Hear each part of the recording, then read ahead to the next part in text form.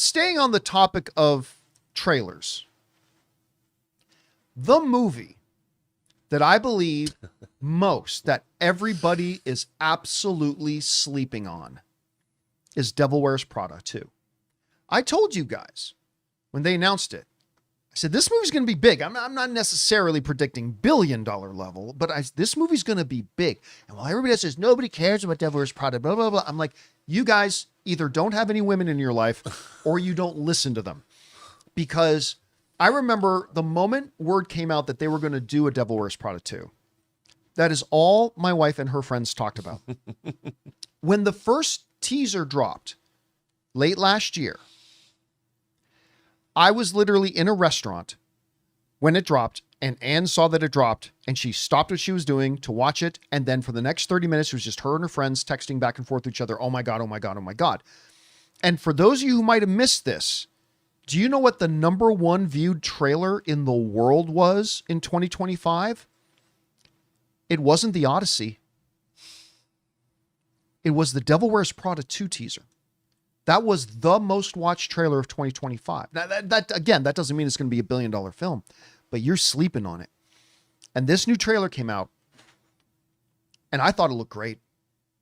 I am somebody who is, while I'm not obsessed with the movie like certain people I know, I thought the first Devil Wears Prada was a really good, solid film. Like, I really liked it. Stanley Tucci's amazing in it. Amazing.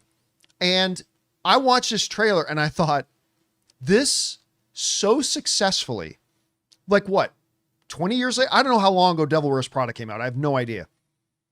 So perfectly recaptured that spirit of the original. Meryl Streep as, what's her character's name? Miranda? Yeah. Is just still owns it.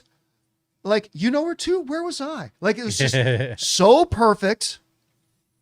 And Stanley Tucci again, perfect. This looks great. It was a wonderful trailer, and it knows its audience. And I am once again standing in front of all you naysayers, and I am telling you right now, if movies were stocks, I would say buy Devil Wears Prada 2. This movie is going to be big. It's going to be a massive hit. And if you don't think so, you're sleeping, because this thing's going to be huge. And Rob, in a week or two, I'm going to be very curious, because it normally takes about a week for this to come out. I'm going to be very curious in a week or two to find out how many views this trailer gets. I'm not saying it's going to exceed the first teaser, because that's the first one. But these are going to be massive numbers. Anyway, Rob, you had a chance to see the trailer to this. What are you thinking? What's not to love? I love how they're playing it. That she's like, "Who is this?" Yeah. When she knows damn well who it is, you know. But I love that whole thing. And look, Emily Blunt, Coleman Domingo, and Emily Blunt. Aren't they both in Spielberg's Disclosure Day? You know, yes. So he's got Coleman Domingo's got Michael coming out. Emily Blunt has this coming out and Disclosure Day.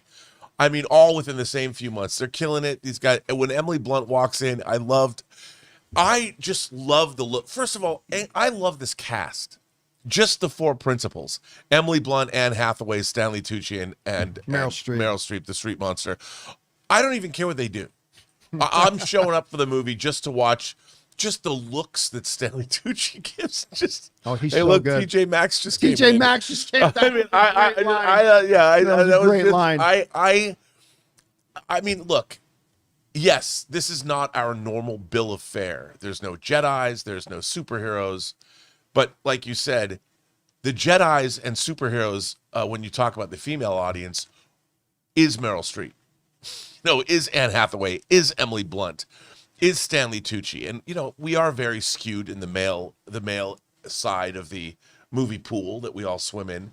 But when a movie comes out like this, you have to understand, we are not the target audience. I mean, we are in the sense that we love great movies. But like you said, Anne's practically weeping, and all of her friends are ready to go. I mean, this might be the Avengers Doomsday for the female audience of 2026. So don't sleep on it. And that's not to say I love movies like this too. I love great comedies. And the first Devil Wears Prada was great. Dude, I'm the kind of guy, I own The Holiday. I'll watch movies like that. I love movies like that. By the way, one of our viewers in the live chat just brought to our attention breaking news. Elon Musk posts on X complaining that Meryl Streep is not an actual devil. So good observation. How does he know? How does he know? How does he know for sure? The devil knows his own. Look, again, take everything else out of it. It just looks like a very good movie. Just like the first movie was just a very good movie. But again, if you were one of these people who is sleeping on this, and again, I'm not sitting here telling you the movie's going to be awesome. I mean, maybe it will, maybe it won't. But if you're sleeping on this movie about just how many human beings are ravenously excited about this movie and can't wait to see it, and if you're one of these people that doesn't think it's going to make $200 million at the box office, I don't know what to tell you. It's the Top Gun Maverick of Devil Wears Prada movies. Yes. I mean, it's not as much time, but a lot of time. You know, I wouldn't be surprised if this movie opens and Meryl Streep test flies a plane. Come on. By the way, what was the release date of the original Devil Wears Prada? Oh, look. Did we? Because again, I have 20 years in my head, but it probably wasn't that long. It's probably like 15 years or something like that.